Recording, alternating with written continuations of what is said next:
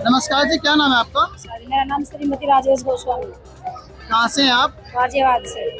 क्या काम करते हैं आप? जी मैं प्रिंट मीडिया से हूँ। एक बार आप अपनी आईडी दिखा सकते हैं?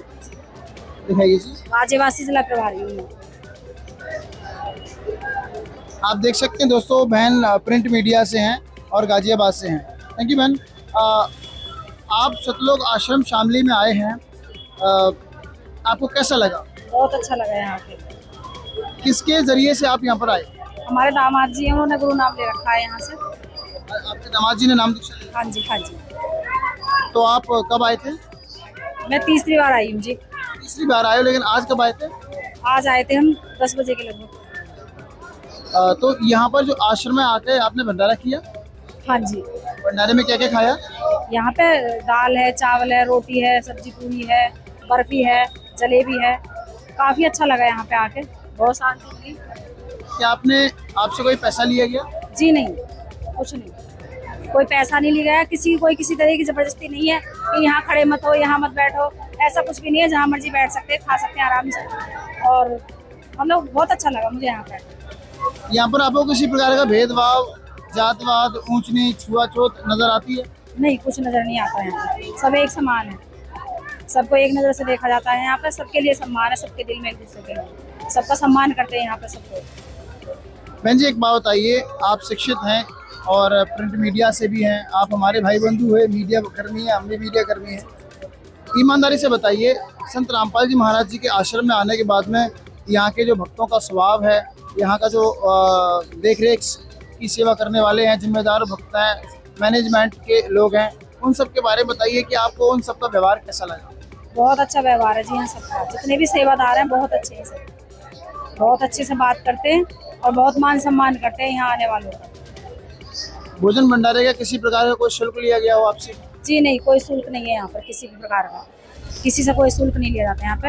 अगर बच्चों को भी भूख लगती है, छोटे बच्चों को, उनके लिए दूध भी है यहाँ पर। हाँ जी। अच्छा, एक बात बताइए, आपने कहा कि बच्चों के लिए यहाँ पर दूध वगैरह की व्यवस्था है, महिला सुरक्षा को लेके कैसे इंतजाम है?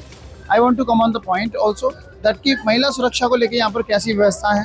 क्योंकि आश्रमों में आजकल हम देखते ही हैं बहुत सारे लोगों पर आरोप भी लगे हैं। यहाँ पर आपको व्यवस्था कैसी लगी? यहाँ पर बहुत अच्छी व्यवस्था है जी। ऐसा कुछ नहीं है, महिलाएं अलग जाती हैं और जेंट्स अलग जाते हैं। खाना खाने के लिए भी, बैठने के लिए भी अलग अलग व्यवस्था कर रखी है और बहुत अच्छी व्यवस्था लगी मुझे यहाँ पर। संत रामपाल जी महाराज जी के ज्ञान को लेकर के आप क्या कहना चाहेंगे, वो जिस प्रकार का समाज तैयार कर रहे हैं? जी मैंने देखो अभी इनका नाम नहीं लिया, लेकिन मुझे अच्छा लगा यहाँ पे आके। ज्ञान को लेकर, ज्ञान है जी। इनके ज्ञान को लेकर आप क्या कहना चाहेंगे? आपने इनके बारे में, इनका स्क्रिप्चर तो पढ़ा ही होगा। हाँ पढ़ा है, अच्छा है। हाँ जी। संत रामपाल जी महाराज जी ने कल हमने कवरेज की थी, संत रामपाल जी महाराज जी के पावन सानिध्य में यहाँ पर दहेज मुक्त विवाह रक्तदान शिविर लगाया गया है। तो इस बारे में आप क्या कहना चाहेंगे? कैसी पहल है? बहुत अच्छी पहल है जी, बहुत अच्छी, बहुत अच्छा लगा मुझे। मैं पहले आई थी यहाँ फरवरी में, यहाँ पे बहुत शादियाँ हो रखी थी, मैंने बहुत देखा, बहुत अच्छा लगा मुझे। शादी इतनी सारी शादी थी एक साथ, बहुत सारी शादी करी थी इन्होंने फरवरी में। मुझे बहुत अच्छा लगा। कोई 1 रुपए का यहाँ लेन देन कुछ नहीं होता। शादी में भी दहेज नहीं लेते देते यहाँ से। और बहुत अच्छे लोग हैं, बहुत अच्छा व्यवहार करते हैं यहाँ। महिला के तौर पर आप मुझे बताइए कि जब संत रामपाल जी महाराज दहेज मुक्त समाज तैयार कर रहे हैं तो ये कितना जरूरी है एक बेटी के लिए, एक बेटी के परिवार के लिए? ये बेटी के परिवार के लिए नहीं, बेटी के लिए, सभी के लिए बहुत जरूरी है। बहुत कष्ट देते हैं दहेज के लिए लोग एक दूसरे को। यहाँ आके जो शादियाँ होती हैं उनमें 1 रुपए कोई लेन देन नहीं होता, कुछ नहीं होता और लोग अच्छे से रखते हैं। कोई मतलब नशा मुक्ति भी है यहाँ पे एक तरह से। लोग नशा नहीं करते, मारपीट नहीं करते, किसी के साथ कोई लेन देन नहीं करते, कोई भेदभाव नहीं होता यहाँ पे। तो ये सब चीज़ देख के मैं बहुत खुश हूँ, मुझे अच्छा लगता है यहाँ पे। बहुत बहुत धन्यवाद बहन जी। नमस्कार बहन जी, आप आगे आइए। जी बहन जी, क्या नाम है आपका? मेरा नाम प्रियंका चौधरी है। चौधरी साहब, कैसा लगा आपको यहाँ पर आए? बहुत अच्छा। मेरे मन को जो शांति यहाँ आके मिलती है वो मुझे मेरे घर में भी नहीं मिलती। जो शांति, जो सुकून मुझे और कहीं महसूस नहीं होता जो मुझे यहाँ आके महसूस होता है। और जबकि मैंने अब तक नाम भी नहीं लिया है और मैं अब सिर्फ मेरा 4थी बार है यहाँ आना।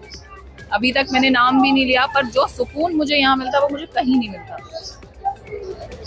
यहाँ पर आप आते हो, भक्तों का स्वभाव, जो भक्त बहनें आपके साथ बर्ताव करती हैं, सेवा कर रही हैं यहाँ पर, उनके बारे में ज़रा बताइए हमारे दर्शकों को। सभी जितनी भी यहाँ सेवादार हैं, पंडाल की, गेट की, इवन हर जगह की सब बहुत अच्छे से बर्ताव करती हैं, बहुत विनम्र, सबका स्वभाव बहुत ही ज़्यादा अच्छा है। मतलब कोई किसी से बदतमीजी नहीं करता। सब अगर किसी को संबोधन भी करना है तो माई या सच साहेब माई ऐसे ही संबोधन करते हैं। हट जाओ या इधर से हट जाओ, उधर खड़े हो जाओ, ऐसा कुछ भी नहीं है। बहुत अच्छे से संबोधन करते हैं, बहुत प्यार से रिस्पेक्ट देते हैं हर चीज़ पर। संत रामपाल जी महाराज जी के लिए आप क्या कहना चाहेंगी जिन्होंने इस प्रकार के समाज को तैयार किया? मैं ये देख लीजिए आप, मैंने ग्रेजुएशन भी करी, मैंने पोस्ट ग्रेजुएशन भी करी, इवन मैं बीएड भी हूँ। मैंने आज तक इतना भक्ति साधना में या गुरुओं में इतना ध्यान नहीं दिया कभी भी। लिटरली मैं जो अपने मन की बात है वो बताऊँ तो मैंने कभी ध्यान नहीं दिया। इवन मेरी शादी भी हो चुकी है, मेरे ससुराल वाले भी मुझे ये बोलते थे कि पूजा पाठ करनी चाहिए, सब बोलते थे, पर अपनी अंतरात्मा जब तक गवाही ना दे मैं मानती हूँ कि वो चीज़ नहीं करनी चाहिए। ठीक है, हम अपनी नाम के लिए कभी त्योहार हुआ या ऐसा हुआ तो पूजा पाठ कर ली, पर जिस दिन से मेरे माता पिता ने, पहले मेरे पिताजी ने नाम लिया, मैं उनको बोलती भी थी कि पता नहीं आप किस बकवास में पड़ गए हो, हमें समझ नहीं आती ये सब चीज़ें। ठीक है, तो उन्होंने कहा ठीक है तुम्हें नहीं समझ में आती तो कोई बात नहीं, तुम अपना करो, हम अपना करेंगे। फिर उन्होंने मेरी मम्मी को समझाया।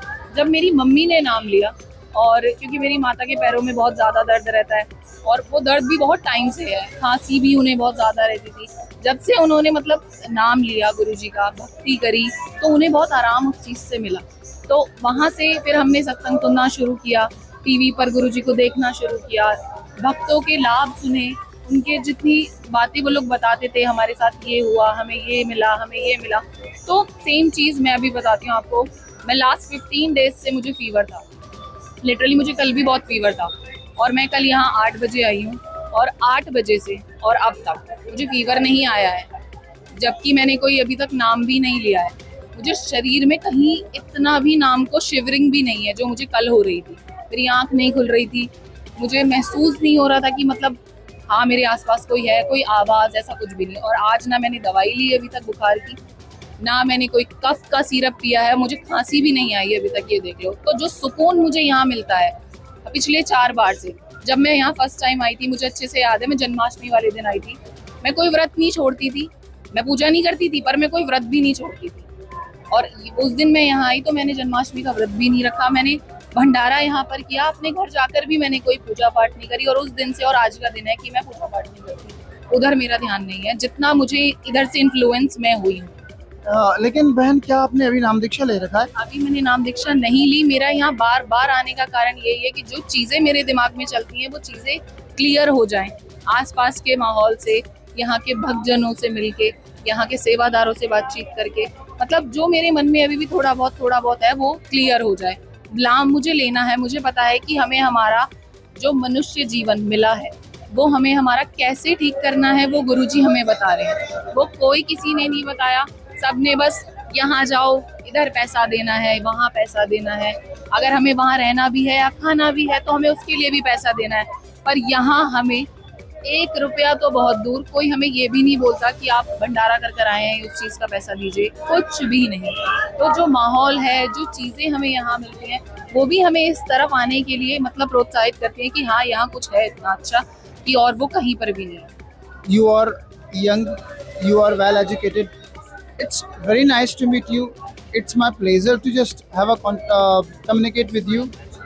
I want to ask you, क्या कहना चाहेंगे आप उन लोगों के लिए जो संत रामपाल जी महाराज जी के बारे में बहुत कुछ बोलते हैं कि वो ऐसे हैं, वो वैसे हैं, वो हिंदू विरोधी हैं? हम स्ट्रेट फॉरवर्ड आपसे जानना चाहते हैं, क्योंकि आपने नाम दीक्षा नहीं लिया है, आप बार बार चेक कर रहे हो, संत रामपाल जी महाराज जी हिंदू विरोधी हैं या सनातन के सच्चे हितैषी हैं? आपने नाम दीक्षा नहीं लिया है, आप बताइए। मैं ये नहीं कहती कि जो लोग इनका विरोध कर रहे हैं वो गलत हैं, या फिर अब मैं खुद इस चीज़ को बोलती हूँ क्योंकि मैंने अभी तक नाम दीक्षा नहीं ली। हम किसी का माइंडसेट चेंज नहीं कर सकते, ठीक है? अगर अब आपने इतनी गर्मी में ये ओवरकोट वेस्ट कोट पहना है तो वो आपकी अपनी मर्जी है, आपने किसी से पूछा नहीं कि मैं ये पहनूं। कि आपको गर्मी बेशक लग रही होगी पर आपने ये पहना क्योंकि आपका ये काम है, मैंने ये पहना, ये मेरी मर्जी है। उनके प्रति क्या माइंडसेट है वो उन लोगों का सोचना है। मेरा क्या था, मैं यहाँ आई, इनको जाना, इनको पहचाना, इनकी बातें मैंने सुनी, मैंने 3-4 नहीं बहुत सारे एपिसोड्स गुरुजी के देखे जो टीवी पर भी आते हैं, यहाँ पर भी मैंने सुना। मैं किसी से इन्फ्लुएंस्ड नहीं हूँ, ना मेरी मम्मी से ना मेरे पापा से, क्योंकि बहुत से बच्चे ऐसे होते हैं कि भाई मम्मी पापा ने जो कर लिया वो हम भी कर ले, क्योंकि मैं उनसे इन्फ्लुएंस्ड नहीं हूँ। मेरे गले पर यहाँ पर गांठ है जिसमें मुझे बहुत ज़्यादा कभी कभी मतलब सूजन, पेन नहीं, स्वेलिंग हो जाती है, जिससे मेरी पूरी बॉडी अकड़ाहट में रहती है।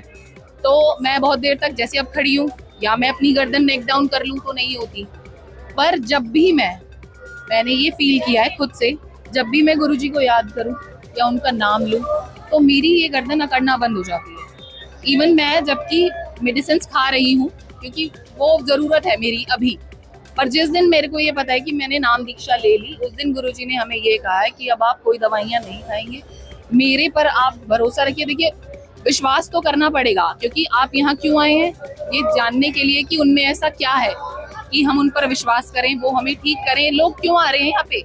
सिर्फ एक लालच के लिए, पैसे की वजह से नहीं, इस लालच के लिए कि हम यहाँ आए और वो हमें ठीक कर कर भेजें। इसीलिए तो लोग नाम दीक्षा ले रहे हैं। आज से पहले क्यों नहीं नाम दीक्षा ली? आज से पहले क्यों कोई गुरुजी को नहीं जानता था? क्योंकि गुरुजी ने खुद ये चीज़ बताई कि आप यहाँ आएंगे। हम सब उन्हीं की तो संतान है। हम अपने घर से सिर्फ भटक गए, क्योंकि ये बहुत ज़्यादा बड़ी है सृष्टि रचना। अभी तक मैंने भी खुद पूरी नहीं पढ़ी, मैं पढ़ रही हूँ धीरे धीरे। अगर हम उसको शुरुआत से पढ़ेंगे तो बहुत टाइम जाएगा, बहुत टाइम मेरा भी बताने में जाएगा। तो वो चीज़ें सब कुछ कर कर यहाँ तक लाना, वो मतलब आप कहीं से नहीं देख सकते जो यहाँ सीखने को मिला। आपने ये बात तो बिल्कुल सही है, आपने बहुत इस चीज़ को बारीकी से समझा है, संत रामपाल जी महाराज जी को बारीकी से समझा है।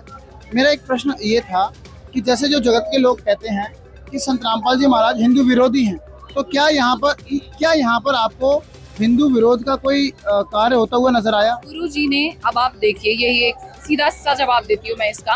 मॉडर्न जो लोग होते हैं उनका अपना एक चीज़ होती है कि भाई हम इससे नहीं हटेंगे। अब हमारे गुरुजी जो है उन्होंने ऐसा नहीं कहा कि यहाँ हिंदू नहीं आएगा। मोमडन देख लीजिए, मोमडन मंदिर नहीं जाएगा। हम लोग अस्सलाम वालेकुम बोल देंगे और वो लोग जय श्री राम नहीं बोलेंगे, वो संत रामपाल जी महाराज की जय नहीं बोलेंगे, ठीक है ना। पर यहाँ पर हिंदू भी आता है, मुस्लिम भी आता है, सिख भी आता है, ईसाई भी आता है, सब धर्म के लोग यहाँ पर आते हैं।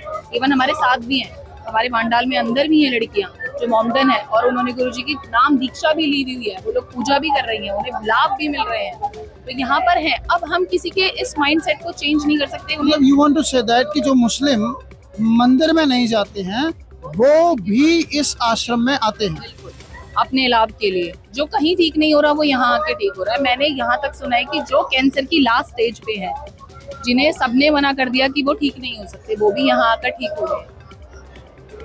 आप ये देख लीजिए। In the last I want to know, जो संत रामपाल जी महाराज द्वारा जो समाज सुधार को लेकर, समाज कल्याण को लेकर, जैसे दहेज मुक्त भारत, नशा मुक्त भारत, बाढ़ पीड़ितों की मदद करना, कोरोना काल जैसे महामारियों में मदद करना या अन्य प्राकृतिक आपदाओं में सरकार, देश और राज्य सरकारों से कंधे मिलाकर खड़े होना, या अयोध्या में श्री राम मंदिर का जब निर्माण हुआ तो वहाँ पर भंडारे करवाना, इन सब के ऊपर आप क्या कहना चाहते हो संत रामपाल जी महाराज जी के द्वारा किए जा रहे इन समाज कल्याण, समाज सुधार और समाज के हितों के कार्यों के लिए?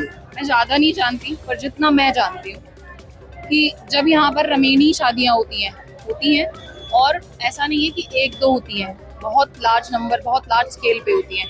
ना तो वहाँ कोई रुपया, ना लड़की कोई, भाई जब लड़की की शादी होती है, लड़की के बहुत सारे ख्वाब होते हैं, मैं अच्छी सी ब्राइड की तरह सजूं, अच्छा जेवर पहनूं, अच्छे कपड़े पहनूं, या मुझे अच्छी अच्छी चीज़ें मिलें। पर यहाँ ऐसा कुछ भी नहीं है। ना लड़के की तरफ से कोई दहेज लिया जाता है और ना लड़की वालों की तरफ से कोई दहेज दिया जाता है। बिल्कुल निःशुल्क हर चीज़ यहाँ पर, जो भी होगा बिना किसी पैसे के होगा। तो जब ये चीज़ जब लोग जानने लगेंगे, लड़कियां आजकल क्यों मरती हैं, क्यों चलती हैं, सबसे पहला कारण यही होता है कि उनको ब्याह के ले लिया जाता है और बाद में जब तो कुछ नहीं बोला जाता, बाद में उनसे दहेज मांगा जाता है, उन्हें मारा पीटा जाता है, उन्हें प्रताड़ित किया जाता है। बहुत सी लड़कियां अपने माँ बाप की इज्जत की वजह से नहीं बोल पाती कि हमारे साथ ये टॉर्चर हो रहा है, वो मर जाती हैं बेचारियाँ। पर यहाँ पर ये गुरुजी ये सिखा रहे हैं कि भाई रमेणी भी कोई चीज़ है। अब आप ये देख लीजिए कि 7 मिनट में शादी हो जाती है, 17 मिनट में शादी हो जाती है। बात नहीं, आपने नाम दीक्षा नहीं लिया है तो कोई बात नहीं हो जाती। फिर भी मैं चाहती हूँ कि मैं सब कुछ जानूँ धीरे धीरे। ऐसा नहीं कि मैं आई और मैंने नाम ले लिया और फिर मैं पछता रही हूँ। एक बात बताइए, ये जो डांस चल रहा है और आजकल तो वैसे तो पहले सिर्फ बॉयज़ ही करते थे, अब तो गर्ल्स भी बार्स में जाती हैं, डांस करती हैं, हुक्का पीती हैं। फ्लेवर्ड हुक्का के नाम पे आजकल बहुत चल रहा है, क्या ये सही है? जिस संस्कृति से हम बिलोंग करते हैं और जिस बैकग्राउंड से मैं बिलोंग करती हूँ, मैं एक अच्छी खासी जाट फैमिली से बिलोंग करती हूँ। हमारे घर में बहुत सी लड़कियां हैं, ना हमने ये कभी देखा, ना कभी सुना, और ना कभी हमने जाना कि ये चीज़ होना चाहिए। भाई देखिए, दिल्ली में सीपी में आजकल चल रहा है, दिल्ली में चल रहा है। चल रहा है। अब एक बात बताइए, सब नदी नालों में कूद रहे हैं तो जरूरी तो नहीं है हम भी कूदें।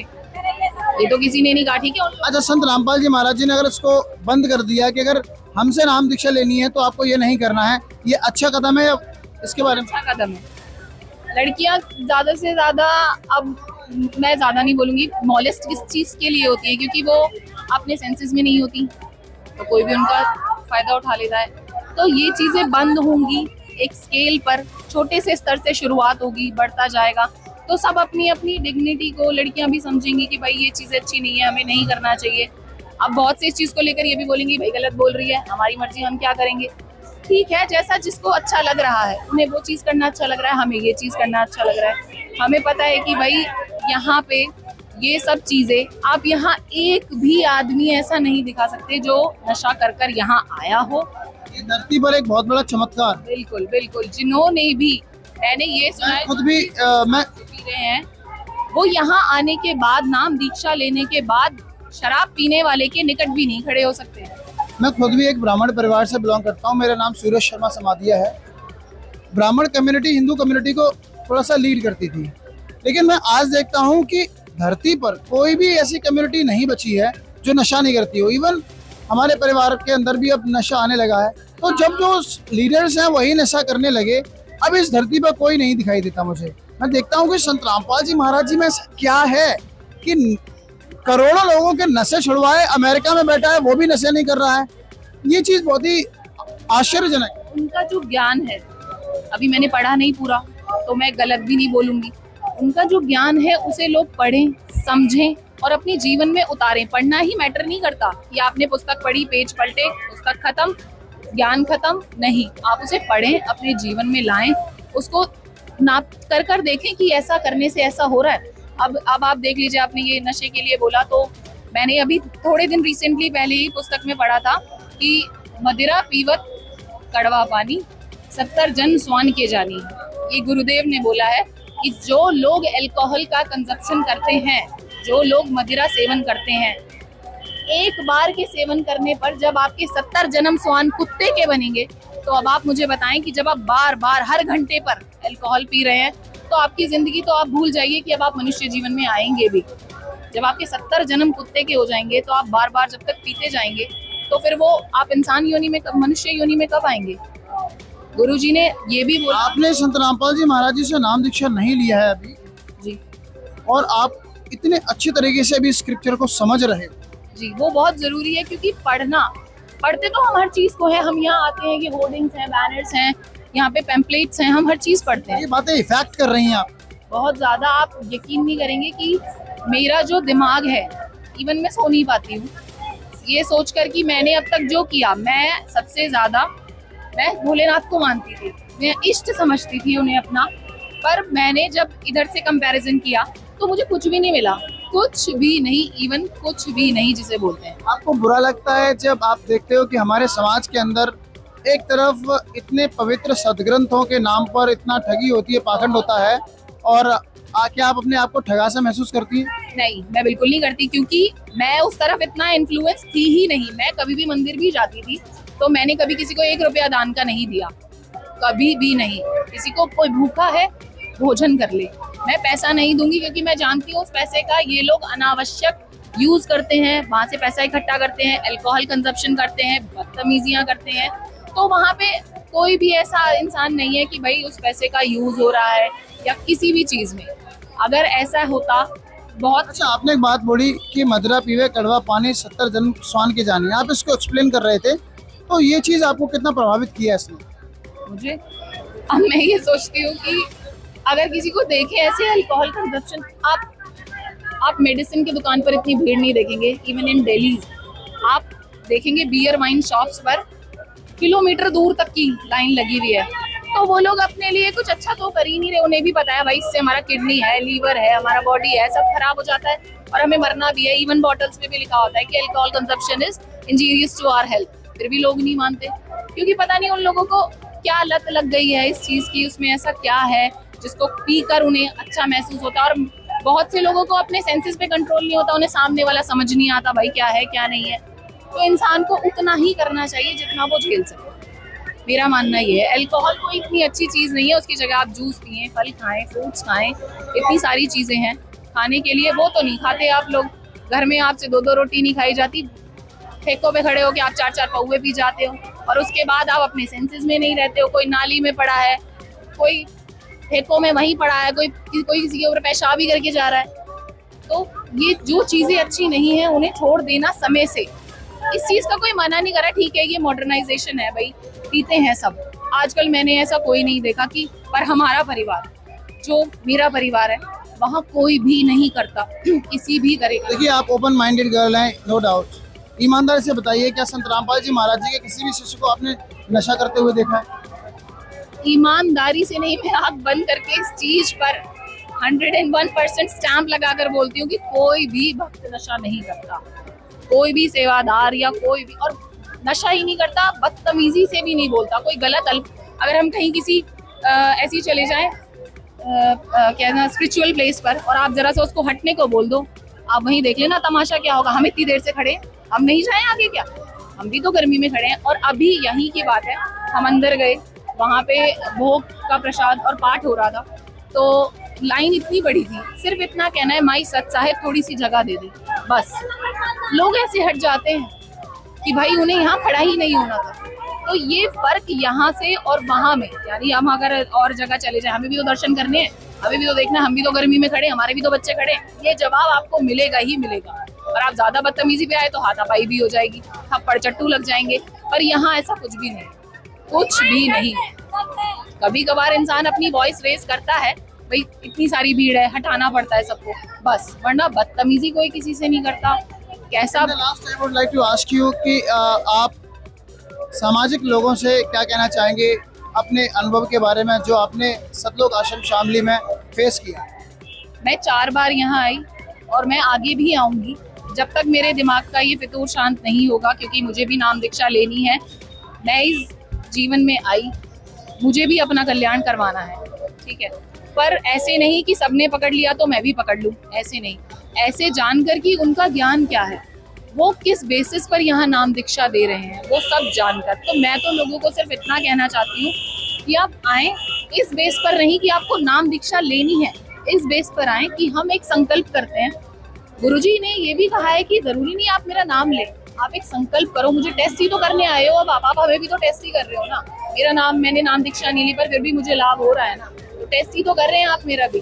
तो वो कहते हैं कि अगर तुम्हें मेरा टेस्ट ही करना है तो तुम सिर्फ संकल्प कर मेरा टेस्ट कर देखो कि मैं तुम्हें फल देता हूँ या नहीं देता। तो एट लास्ट मेरा सबसे यही कहना है कि किसी के फोर्स में, किसी के इन्फ्लुएंस में आकर यहाँ ना आए, अपने ये देखने के लिए आए कि हमें लाभ मिलता है या नहीं मिलता। संकल्प कर ये देखें कि हमें लाभ मिल रहा है या नहीं मिल रहा। नहीं मिल रहा तो फिर आप जैसे हैं वैसे रहें, मेरा कहना यही है। क्योंकि मुझे फील अच्छा होता है यहाँ पे आके, मेरे मन को शांति मिलती है, मेरे को जाने का भी मन नहीं करता। ऐसा नहीं है कि मैं इन सबको देखकर, इतनी भीड़ में कोई नहीं रुकना चाहेगा, पर यहाँ की फैसिलिटीज़ बहुत अच्छी हैं, सब चीज़ बहुत अच्छी है। मतलब इवन हम लोग कहीं और जगह रुकने के लिए जाते हैं तो हम हमारे घर से ब्लैंकेट्स और क्या बोलते हैं चादरें, पिलोज सब लेकर आते हैं। यहाँ हमें कुछ नहीं लाना पड़ता, जो कपड़ा हम पहन कर आए वो कपड़े में आए और उसी में चले जाए, बस। किसी प्रकार का कोई शुल्क नहीं, कुछ भी नहीं, 1 रुपया तक भी नहीं। खाने पीने, उठने बैठने का, नहाने धोने का, साबुन वगैरह, सर्फ वगैरह आप कुछ? लोग भी भोजन कर जाना, भंडारा करके जाना। देसी घी में यहाँ भोजन बनता है, यहाँ का लड्डू, बर्फी, जलेबी और फुल्का, पूरी, दाल, जितनी भी सब्जियां होती हैं, मतलब टर्न वाइज बनती रहती हैं। भंडारा 24 घंटे चलता है, मैं खुद देख चुकी है। मैं दूसरों की बात पे विश्वास नहीं कर रही। मैं कल यहाँ पर 8 बजे आ गई थी और अब ये टाइम मुझे हो गया है अराउंड आई थिंक 4:30 या 3:30 हो रहे होंगे। तो इस टाइम तक भी बिना रुके, जैसे एक ATM पूरी सेवा देता है पर वो मशीन भी रुक जाती है, पर यहाँ नहीं रुकता बिल्कुल भी। हर कोई भंडारा ग्रहण करता है। आप ये देखिए परमात्मा की कितनी यहाँ पे कृपा है कि कोई पैसा नहीं दे रहा, कोई कुछ नहीं कर रहा। किसी की अपनी ही श्रद्धा है दान पात्र में कुछ डालना, तो आप डाल दें, नहीं डालना तो आप ना डालें। कोई आपको फोर्स नहीं करेगा कि आप यहाँ 10 रुपए डालें या 100 रुपए डालें या 1000 रुपए डालें या मिनट गैल 10 रुपए दे दें या ये कर दें, कुछ भी नहीं। परमात्मा के इतने भंडार हैं कि 56 भोग खत्म ही नहीं होता। आप कितने भी लोग यहाँ देखें, अब आप कितनी भीड़ है पर भंडारा कंटिन्यू चल रहा है, 1 मिनट नहीं रुका। और जो स्वाद उसका है वो भी नहीं बदलेगा, जैसा है वैसा ही मिलेगा आप सबको। फूड के मापदंडों पर, फूड लेवल के मापदंडों पर भोजन कैसा है? जो चटोरे लोग होंगे उन्हें ये खाना पसंद नहीं आएगा, सीधी बात है। मैं खुद एक चटोरी हूँ। हमारी जीभ को जब स्पाइसेस लग जाते हैं तो हम लोग सादा। आई वाज आस्किंग दैट कि कहते हैं ना कि ये फूड हेल्थ के लिए इतना अच्छा है, उस वाइज मुझे बताइए ये हेल्थ के लिए कितना हेल्दी फूड है? हाँ, 2 ही चीज यहाँ पे याद रखनी है कि सादा जीवन, उच्च विचार और अच्छा भोजन। अगर खाना कहीं अच्छा है तो वो यही है। या नमक मतलब मिर्च, तो आप ये सोचो कि जो इंसान स्पाइसेस खाता होगा उसे तो ये खाना पसंद नहीं आएगा। पर अच्छा, अगर मान के चलो वो स्पाइसी खाता है और मुझे थोड़ा स्पाइसी खाना ही है, तो फिर क्या मुझे मिर्च वगैरह कुछ मिलेगी? बिल्कुल आपको सब कुछ मिलेगा। जो आपको नमक अगर सब्जी में कम लग रहा है तो आप नमक ले सकते हो, मिर्च अगर कम लग रही है तो वो ले सकते हो, आपका अचार खाने का दिल कर रहा है तो आप अचार ले सकते हो। जिस चीज का आपका दिल कर रहा है आप मांगे और वो आपको देंगे। मिठाइयों में क्या क्या? मिठाइयों में बर्फी है जो मैंने देखा, लड्डू है और जलेबियां हैं। इतना सारा भोजन आ कहाँ से रहा है, मेरे तो ये समझ में नहीं आ रहा। जितना मैंने पढ़ा है कि परमात्मा के इतने भंडार हैं कि वहाँ कमी ही नहीं है, वहाँ भोग खत्म ही नहीं होता। बड़े आश्चर्य की बात है, एक संत जो जेल में बैठा हुआ है और इतने विशाल भंडारे और इतने बड़े चमत्कार। सिर्फ उसी जगह से बैठकर वो इतने विशाल भंडारे को, इतने लार्ज क्राउड को वो अटेंड भी कर रहे हैं। उन्हें सबका पता भी है कि यहाँ कौन आ रहा है, सबकी वो ड्यूटी, सेवाएं भी लगाते हैं कि क्योंकि परमात्मा ही सबकी सेवा डिसाइड करते हैं, वहीं से होकर आता है। फिर यहाँ पे परमात्मा आप किसको बोल रहे हो? संत रामपाल जी महाराज, किस आधार पे आप बोल रहे हो? मैंने पढ़ा है, हर जगह यहाँ पे लिखा है। और फिर जो लाभ मुझे मिल रहे हैं उस हिसाब से मेरे लिए वही परमात्मा है। मैंने ये मान लिया है अपने मन में, क्योंकि मुझे रुझान ही उनके, मुझे उस साइड जाना ही नहीं है, क्योंकि गीता में भी लिखा है और जितना मैंने भी पढ़ा है तो ये लिखा है वहाँ पर कि अगर आप भी करते होंगे पूजा, ऐसी बात नहीं है। आपने जब मैं पाठ में करता, मैं सभी को मानता हूँ जी बिल्कुल, सबको मानते हैं आप। लेकिन मैं संत रामपाल जी महाराज जी से बड़ा प्रभावित बहुत ज्यादा हूँ। तो वहाँ लिखा है कि अगर आप देवी देवताओं को पूजेंगे तो आप देवी देवताओं के पास जाएंगे, अगर आप भूत ब्यादाओं को पूजेंगे तो आप वहाँ जाएंगे। मेरे पास कोई उत्तर नहीं है संत रामपाल जी महाराज जी के शिष्यों से बात करने के लिए, भले ही मैं एक ब्राह्मण परिवार से बिलोंग करता हूँ। और फिर परमात्मा ने ये भी कहा है कि अगर आप हमें पूजेंगे, यानी मुझे पूजेंगे, यानी परमपिता परमात्मा को पूजेंगे, तो आप वहाँ जाएंगे। तो फिर अगर मैं आपकी चाय में एक इतनी बड़ी मक्खी डाल दूं तो आप उसे पी लेंगे? मैं तो नहीं पीना, मैं भी नहीं पीऊंगी, तो मैं क्यों करूँ उस काम को? जब वो कह रहे हैं कि अगर तुम भूतों को पूजोगे तो तुम भूत बनोगे भाई, और अगर तुम देवी देवताओं को पूजोगे, जब सबको पता है कि भाई सभी देवी देवता मर भी रहे हैं और वापस जिंदा भी हो रहे हैं, और हमारे जो गुरुजी हैं, जो हमारे परमपिता परमात्मा है, वो तो नाशवान है, उनका कोई नाश ही नहीं है। और वो इसी जैसे हम शरीर में है वैसे उस शरीर में वो दिखते भी हैं और वो वहाँ पे भी विराजमान है। तो सबको ये बात का पता चल ही गया है और सबको पता है, सब सिर्फ नाकार रहे हैं, पता नहीं क्यों। प्रमाणित भी है वो, आप लोग ये मान रहे हैं कि भाई गुरुजी का ज्ञान जो है वो किसी भी चीज को प्रमाणित नहीं कर रहा। आप अपनी गीता उठाइए, वेद उठाइए, अपनी जो भी आपकी स्पिरिचुअल बुक्स हैं, भाई मैंने नहीं पढ़ी अभी तक इतनी, जितना जहाँ तक मैंने पढ़ा है उतनी से मैं बता रही हूँ। अपनी स्पिरिचुअल बुक्स उठाइए, उससे उसको करिए कंपेयर, हमारे कहने पर नहीं। अपने घर जाइए, वहाँ बैठकर आराम से करिए। अगर कोई भी चीज गलत है आप यहाँ वापस आइए, और यहाँ इतने सेवादार है, किसी भी एक को पकड़ लीजिए, उससे पूछिए ये चीज यहाँ गलत है, वो आपको प्रमाण के साथ सहित दिखाएगा कि गलत नहीं है। जो गुरुजी ने ज्ञान दिया है वो बिल्कुल सही है। इवन जो हम लोग ये देखते हैं शाम को उनका आता है शाम को उनका, तो वहां पर भी वो जो भी बात बोलते हैं उसको प्रमाणित ही बोलते हैं। हर किताब को वो दिखाते हैं, हर श्लोक को, हर पृष्ठ को, हर पिक्चर को वो दिखाते हैं, तब समझाते हैं। जहां तक अभी तक मैंने देखा है, बिना किसी किताब के, जबकि उनके पास इतना ज्ञान है, बिना किसी किताब के वो कोई भी बात नहीं करते। क्योंकि आजकल भाई प्रत्यक्ष को प्रमाण की जरूरत पड़ रही है, ऐसा नहीं है। अगर हमने चोरी नहीं की तो हमें पहले वो ये करना है कि भाई नहीं करी, उसका पहले सबूत रखो।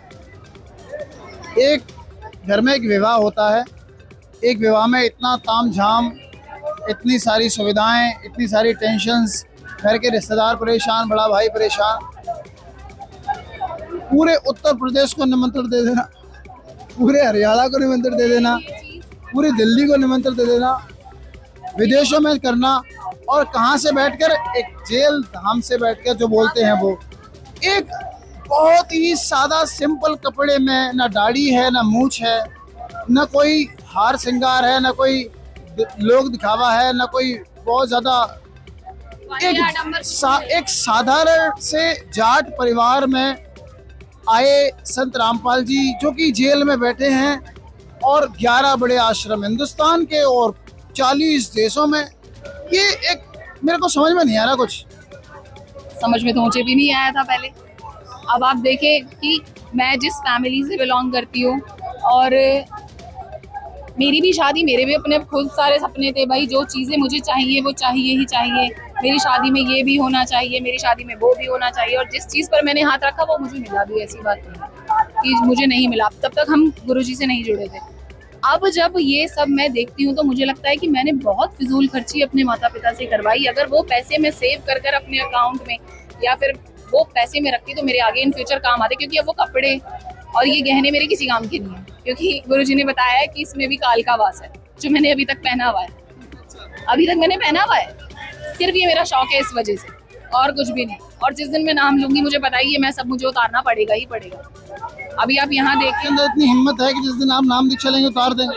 जिस दिन मैं नाम दीक्षा लूंगी उस दिन मैं ये सब छोड़ दूंगी, ना लोगों को दिखाने के लिए पहनूंगी और ना अपने मन को खुश करने के लिए। उस दिन मैं ये सब बेच दूंगी, ना मेरे पास होगा, ना मैं देखूंगी, ना मैं पहनूंगी, और सबसे बड़ी बात, ना इसकी रखवाली करनी पड़ेगी। अब आप यहाँ देखें, यहाँ जो सेवादार हैं जितने भी हैं, ना तो कोई बिंदी, ना कोई लिपस्टिक, ना कोई गहना, ना कोई जेवर, कुछ भी नहीं, सिर्फ उनका ज्ञान, उनका जेवर है। इस टाइम पर उन्हें किसी चीज की जरूरत नहीं है। इस बात से एक फायदा हो गया कि सामान चोरी होने का सिस्टम था वो खत्म। एक बात का और फायदा हो गया है कि जो औरतें, जो महिलाएं, अभी आने वाले मंथ में करवा चौथ आएगा, अब मोटी मोटी जेब से हम लोग पैसा निकाल लेते हैं, हमें ये चाहिए, 10,000 चाहिए, फलाने ने जितने हजार की साड़ी ली है मैं भी उतनी ही लूंगी। तो लोगों को सबसे ज्यादा शांति, जो समझ रहे होंगे उन्हें ये मिलेगी कि हमारा एक जेब का वो, जो हमारी मंथली इनकम है वो बच गई है। भाइयों, एक बार कैमरा को दिखाइए। देखो भाई, इससे ज्यादा स्पष्ट बोलने वाली बहन आपको नहीं मिलने वाली है, इससे ज्यादा स्पष्ट वक्ता आपको नहीं मिलने वाली है। उन्होंने स्पष्ट बोल दिया है कि जो भी खर्चा आप करवा चौथ के दिन करते हो, ये सब बंद हो जाएगा, संत रामपाल जी सब सही कर देंगे। ये इनके विचार है, मेरा कुछ नहीं कहना है। हाँ, बहुत अच्छी बात है, आगे लेके आइए कैमरा को। आप यहाँ से नहीं जुड़े तब तक आप कुछ नहीं जाने, और जिस दिन आप यहाँ आ जाएंगे ना, हर दिन त्योहार, हर दिन करवा चौथ, हर दिन होली, हर दिन क्रिसमस, हर दिन, मेरा मानना ये है, जब आपका शरीर अच्छा है, अभी आप बहुत देर हो गई खड़े खड़े, इनके पैर दुख रहे हैं, मैं देख रही हूँ, कभी ऐसे कभी ऐसे। जब तक आपका स्वास्थ्य ही ठीक नहीं है तो क्या फायदा ये क्रिसमस और बर्थडे मनाने जा रहे हैं आप लंदन, पेरिस, शरीर सही नहीं है आपका।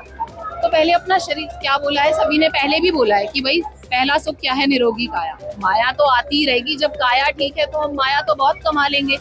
और बैंक बैलेंस तो मेरा 70-80 लाख जा रहा है, और कुरकली में हो चुकी हूँ, और चलते मुझसे बन नहीं रहा। आप जैसे 4 मुझे पकड़ के ले जा रहे हैं, तो उस बैंक बैलेंस का क्या 4 डालूं? आप बताएं मुझे।